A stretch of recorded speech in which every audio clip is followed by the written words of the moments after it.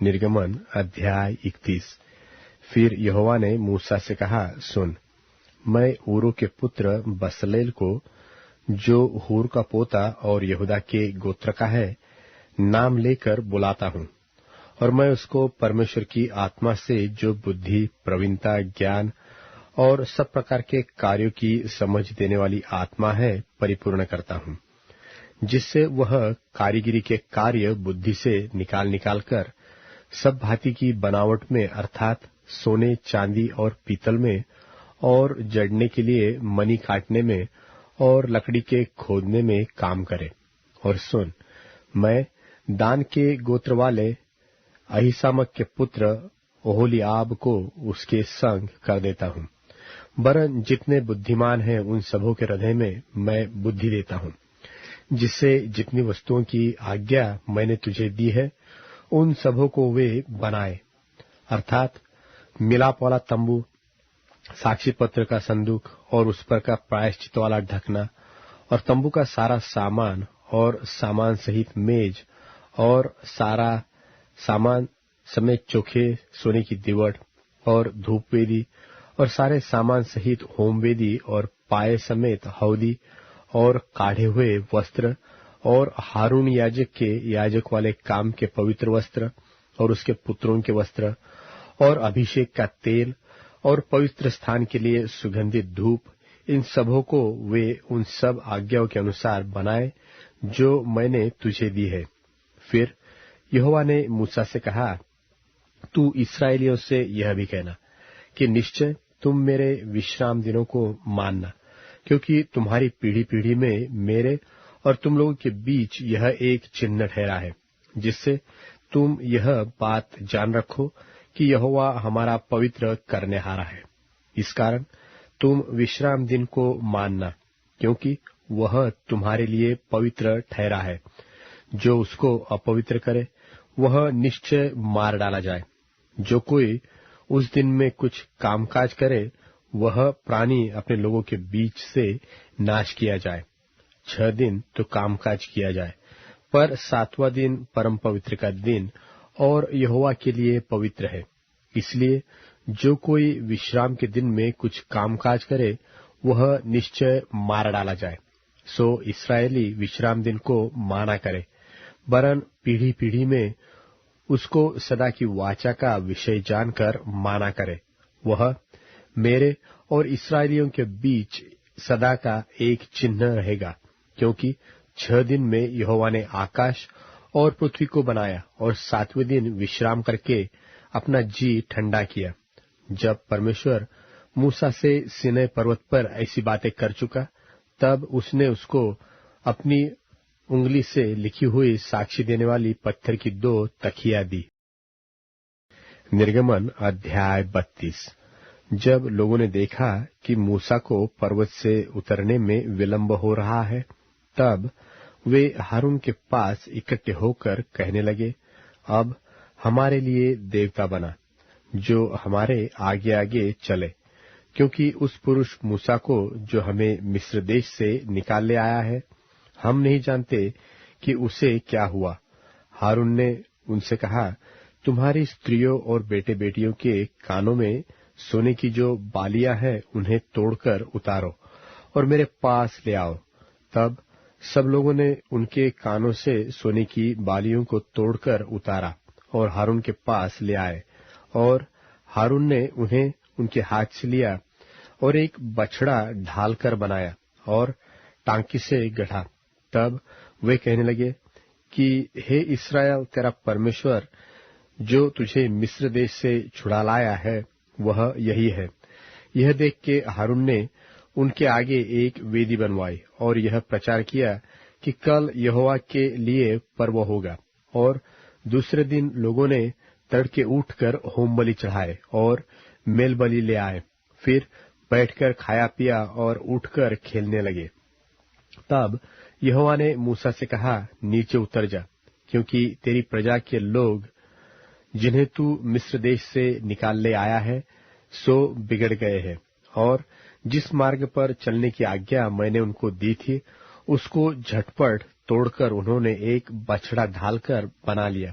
फिर उसको दंडवत किया और उसके लिए बलिदान भी चढ़ाया और यह कहा है कि हे इस्राएलियों, तुम्हारा परमेश्वर जो तुम्हें मिस्र देश से छुड़ा ले आया है वह यही है। फिर यहोवा ने मूसा से कहा, मैंने इन लोगों को देखा और सुन, वे हठीले हैं। अब मुझे मत रोक, मेरा कोप उन पर भड़क उठा है जिससे मैं उन्हें भस्म करूं, परंतु तुझसे एक बड़ी जाति उपजाऊंगा। तब मूसा अपने परमेश्वर यहोवा को यह कह के मनाने लगा कि हे यहोवा, तेरा कोप अपनी प्रजा पर क्यों भड़का है, जिसे तू बड़े सामर्थ और बलवंत हाथ के द्वारा मिस्र देश से निकाल लाया है। मिस्री लोग यह क्यों कहने पाए कि वह उनको बुरे अभिप्राय से अर्थात पहाड़ों में घात करके धरती पर से मिटा डालने की मनसा से निकाल ले गया। तू अपने भड़के हुए कोप को शांत कर और अपनी प्रजा को ऐसी हानि पहुंचाने से फिर जा। अपने दास इब्राहिम, इसहाक, याकूब को स्मरण कर, जिससे तूने अपनी ही क्रिया खाकर यह कहा था कि मैं तुम्हारे वंश को आकाश के तारों के तुल्य बहुत करूंगा और यह सारा देश जिसकी मैंने चर्चा की है तुम्हारे वंश को दूंगा कि वह उनके अधिकारी सदैव बने रहे। तब यहोवा अपनी प्रजा की हानि करने से जो उसने कहा था पछताया। तब मूसा फिरकर साक्षी की 2 तकियों को हाथ में लिए हुए पहाड़ से उतर गया। तब तकियों के तो इधर और उधर दोनों अलंगों पर कुछ लिखा हुआ था और वे तकिया परमेश्वर की बनाई हुई थी और उन पर जो खोदकर लिखा हुआ था वह परमेश्वर का लिखा हुआ था। जब यहोशू को लोगों के कोलाहल का शब्द सुनाई पड़ा तब उसने मूसा से कहा, छावनी से लड़ाई का शब्द सुनाई पड़ता है। उसने कहा, वह जो शब्द है वह न तो जीतने वालों का है और न हारने वालों का, मुझे तो गाने का शब्द सुन पड़ता है। छावनी के पास आते ही मूसा को वह बछड़ा और नाचना देख पड़ा। तब मूसा का कोप भड़क उठा और उसने तकियों को अपने हाथों से पर्वत के नीचे पटक कर तोड़ डाला। तब उसने उनके बनाए हुए बछड़े को लेकर आग में डाल के फूंक दिया और पीसकर चूर चूर कर डाला और जल के ऊपर फेंक दिया और इस्राएलियों को उसे पिलवाया। तब मूसा हारून से कहने लगा, उन लोगों ने तुझसे क्या किया कि तूने उनको इतने बड़े पाप में फंसाया? हारून ने उत्तर दिया, मेरे प्रभु का कोप न भड़के। तू तो उन लोगों को जानता ही है कि वे बुराई में मन लगाए रहते हैं और उन्होंने मुझसे कहा कि हमारे लिए देवता बनवा जो हमारे आगे आगे चले, क्योंकि उस पुरुष मूसा को जो हमें मिस्र देश से छुड़ा लाया है हम नहीं जानते कि उसे क्या हुआ। तब मैंने उनसे कहा, जिस जिसके पास सोने के गहने हो वे उनको तोड़कर उतार लाए, और जब उन्होंने मुझको दिया मैंने उन्हें आग में डाल दिया। तब यह बछड़ा निकल पड़ा। हारून ने उन लोगों को ऐसा निरंकुश कर दिया था कि वे अपने विरोधियों के बीच उपहास के योग्य हुए। उनको निरंकुश देखकर मूसा ने छावनी के निकास पर खड़े होकर कहा, जो कोई यहोवा की ओर का हो वह मेरे पास आए। तब सारे लेवीय उसके पास इकट्ठे हुए। उसने उनसे कहा, इस्राएल का परमेश्वर यहोवा यो कहता है कि अपनी अपनी जांघ पर तलवार लटकाकर छावनी से एक निकास से दूसरे निकास तक घूम घूम कर अपने अपने भाइयों, संगियों और पड़ोसियों को घात करो। मूसा के इस वचन के अनुसार लेवियों ने किया और उस दिन 3000 के अटकल लोग मारे गए। फिर मूसा ने कहा, आज के दिन यहोवा के लिए अपना याजक पद का संस्कार करो, वरन अपने अपने बेटों और भाइयों के भी विरुद्ध होकर ऐसा करो जिससे वह आज तुमको आशीष दे। दूसरे दिन मूसा ने लोगों से कहा, तुमसे बड़ा ही पाप किया है। अब मैं यहोवा के पास चढ़ जाऊंगा, संभव है कि मैं तुम्हारे पाप का प्रायश्चित कर सकूं। तब मूसा यहोवा के पास जाकर कहने लगा कि हाय हाय, उन लोगों ने सोने का देवता बनवाकर बड़ा ही पाप किया है, तो भी अब तू उनका पाप क्षमा कर, नहीं तो अपनी लिखी हुई पुस्तक में से मेरे नाम को काट दे। यहोवा ने मूसा से कहा, जिसने मेरे विरुद्ध पाप किया है उसी का नाम मैं अपनी पुस्तक में से काट दूंगा। अब तो तू जाकर उन लोगों को उस स्थान में ले चल जिसकी चर्चा मैंने तुझसे की थी। देख, मेरा दूत तेरे आगे आगे चलेगा, परंतु जिस दिन मैं दंड देने लगूंगा उस दिन उनको इस पाप का भी दंड दूंगा। और यहोवा ने उन लोगों पर विपत्ति डाली, क्योंकि हारून के बनाए हुए बछड़े को उन्हीं ने बनवाया था। निर्गमन अध्याय 33। फिर यहोवा ने मूसा से कहा, तू उन लोगों को जिन्हें मिस्र देश से छुड़ा लाया है संग लेकर उस देश को जा, जिसके विषय मैंने इब्राहिम, इसहाक और याकूब से शपथ खाकर कहा था कि मैं उसे तुम्हारे वंश को दूंगा। और मैं तेरे आगे आगे एक दूत को भेजूंगा और कनानी, एमोरी, हित्ती, परिज्जी, हिव्वी, यबूसी लोगों को बरबस निकाल दूंगा। तुम लोग उस देश को जाओ जिसमें दूध और मधु की धारा बहती है, परंतु तुम हठीले हो, इस कारण मैं तुम्हारे बीच में होके न चलूंगा। ऐसा न हो कि मैं मार्ग में तुम्हारा अंत कर डालूं। यह बुरा समाचार सुनकर वे लोग विलाप करने लगे और कोई अपने गहने पहने हुए न रहा, क्योंकि यहोवा ने मूसा से कह दिया था कि इस्राएलियों को मेरा यह वचन सुना कि तुम लोग तो हठीले हो। जो मैं पल भर के लिए तुम्हारे बीच होकर चलूं तो तुम्हारा अंत कर डालूंगा। इसलिए अब अपने अपने गहने अपने अंगों से उतार दो कि मैं जानूं कि तुम्हारे साथ क्या करना चाहिए। तब इस्राएली होरेब पर्वत से लेकर आगे को अपने गहने उतारे रहे। मूसा तंबू को छावनी से बाहर बरन दूर खड़ा कराया करता था और उसको मिलाप वाला तंबू कहता था। और जो कोई यहोवा को ढूंढता वह उस मिलाप वाले तंबू के पास जो छावनी के बाहर था निकल जाता था। और जब जब मूसा तंबू के पास जाता तब तब सब लोग उठकर अपने डेरे के द्वार पर खड़े हो जाते। और जब तक मूसा उस तंबू में प्रवेश न करता था तब तक उसकी ओर ताकते रहते थे। और जब मूसा उस तंबू में प्रवेश करता था तब बादल का खंबा उतर के तंबू के द्वार पर ठहर जाता था और यहोवा मूसा से बातें करने लगता था। और सब लोग जब बादल के खंबे को तंबू के द्वार पर ठहरा देखते थे तब उठकर अपने अपने डेरे के द्वार पर से दंडवत करते थे। और यहोवा मूसा से इस प्रकार आमने सामने बातें करता था जिस प्रकार कोई अपने भाई से बातें करे। और मूसा तो छावनी में फिर आता था, पर यहोशू नाम एक जवान जो नून का पुत्र और मूसा का टहलुआ था वह तंबू में से न निकलता था। और मूसा ने यहोवा से कहा, सुन, तू मुझसे कहता है कि इन लोगों को ले चल, परंतु यह नहीं बताया कि तू मेरे संग किसको भेजेगा। तो भी तूने कहा है कि तेरा नाम मेरे चित्त में बसा है और तुझ पर मेरे अनुग्रह की दृष्टि है।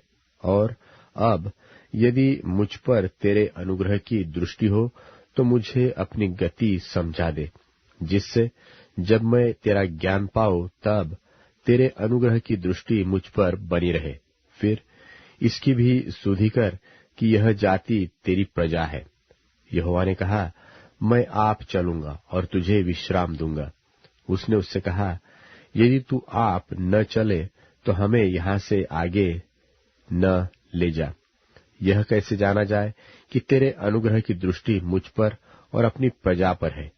क्या इससे नहीं कि तू हमारे संग संग चले, जिससे मैं और मेरी प्रजा के लोग पृथ्वी भर के सब लोगों से अलग ठहरे? यहोवा ने मूसा से कहा, मैं यह काम भी जिसकी चर्चा तूने की है करूंगा, क्योंकि मेरे अनुग्रह की दृष्टि तुझ पर है और तेरा नाम मेरे चित्त में बसा है। उसने कहा, मुझे अपना तेज दिखा दे। उसने कहा, मैं तेरे सन्मुख होकर चलते हुए तुझे अपनी सारी भलाई दिखाऊंगा और तेरे सन्मुख यहोवा नाम का प्रचार करूंगा। और जिस पर मैं अनुग्रह करना चाहूं उसी पर अनुग्रह करूंगा, और जिस पर दया करना चाहूं उसी पर दया करूंगा। फिर उसने कहा, तू मेरे मुख का दर्शन नहीं कर सकता, क्योंकि मनुष्य मेरे मुख का दर्शन करके जीवित नहीं रह सकता। फिर यहोवा ने कहा, सुन, मेरे पास एक स्थान है, तू उस चट्टान पर खड़ा हो, और जब तक मेरा तेज तेरे सामने होके चलता रहे तब तक मैं तुझे चट्टान के दरार में रखूंगा, और जब तक मैं तेरे सामने होकर न निकल जाऊं तब तक अपने हाथ से तुझे ढांपे रहूंगा। फिर मैं अपना हाथ उठा लूंगा, तब तू मेरी पीठ का तो दर्शन पाएगा, परंतु मेरे मुख का दर्शन नहीं मिलेगा। मरकुस रचित सुसमाचार 3 अध्याय। और वह आराधनालय में फिर गया, और वहां एक मनुष्य था जिसका हाथ सूख गया था, और वे उस पर दोष लगाने के लिए उसकी घात में लगे हुए थे कि देखें वह सब्त के दिन में उसे चंगा करता है कि नहीं। उसने सूखे हाथ वाले मनुष्य से कहा, बीच में खड़ा हो, और उनसे कहा, क्या सब्त के दिन भला करना उचित है या बुरा करना, प्राण को बचाना या मारना? पर वे चुप रहे। और उसने उनके मन की कठोरता से उदास होकर उनको क्रोध से चारों ओर देखा, और उस मनुष्य से कहा, अपना हाथ बढ़ा। उसने बढ़ाया, और उसका हाथ अच्छा हो गया। तब फरीसी बाहर जाकर तुरंत हेरोदियों के साथ उसके विरोध में सम्मति करने लगे कि उसे किस प्रकार नाश करें। और यीशु अपने चेलों के साथ झील की ओर चला गया, और गलील से एक बड़ी भीड़ उसके पीछे हो ली, और यहूदिया और यरूशलेम और इदूमिया से और यरदन के पार और सूर और सैदा के आसपास से एक बड़ी भीड़ यह सुनकर कि वह कैसे अचंभे के काम करता है, उसके पास आई। और उसने अपने चेलों से कहा, भीड़ के कारण एक छोटी नाव मेरे लिए तैयार रहे, ताकि वे मुझे दबा न सकें। क्योंकि उसने बहुतों को चंगा किया था, इसलिए जितने लोग रोग से ग्रसित थे उसे छूने के लिए उस पर गिरे पड़ते थे। और अशुद्ध आत्माएं भी जब उसे देखती थीं तो उसके आगे गिर पड़ती थीं और चिल्लाकर कहती थीं कि तू परमेश्वर का पुत्र है। और उसने उन्हें बहुत चिताया कि मुझे प्रकट न करना। फिर वह पहाड़ पर चढ़ गया, और जिन्हें वह चाहता था उन्हें अपने पास बुलाया, और वे उसके पास चले आए। तब उसने 12 पुरुषों को नियुक्त किया कि वे उसके साथ साथ रहें, और वह उन्हें भेजे कि प्रचार करें और दुष्टात्माओं को निकालने का अधिकार रखें। और वे ये हैं, शमौन जिसका नाम उसने पतरस रखा, और जब्दी का पुत्र याकूब, और याकूब का भाई यूहन्ना जिसका नाम उसने बुअनर्गिस अर्थात गर्जन के पुत्र रखा, और अंद्रियास और फिलिपुस और बरतुलमई और मत्ती और थोमा और हल्फई का पुत्र याकूब और तद्दी और शमौन कनानी और यहूदा इस्करियोती जिसने उसे पकड़वा भी दिया।